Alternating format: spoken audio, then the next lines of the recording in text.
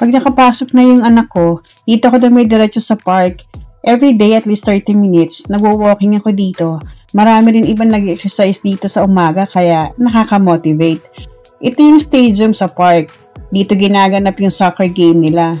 Napakalaki niyan. Dati 5 beses ko yan iniikot. Ngayon, isa na lang kasi mula sa bahay ko, naglalakad ako papunta dito at pauwi. Dito rin kami nagpupunta para sa Hanami o yung cherry blossoms. But as for now, wala pa masyado, kaya brown pa yung paligid. Pero kahit ganito, maganda pa rin para sa akin yung view.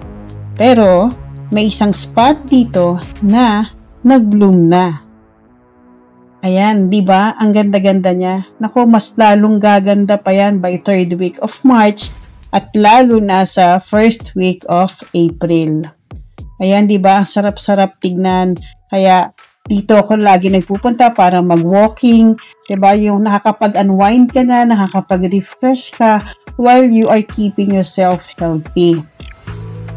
So, ayan, kapag ka nandito na ako, ibig sabihin, malapit na akong matapos. Malapit na akong makaisang ikot. Kaya, ayan, uuwi na ako. Inabot na nga ako ng 40 minutes. So, see you! Bye!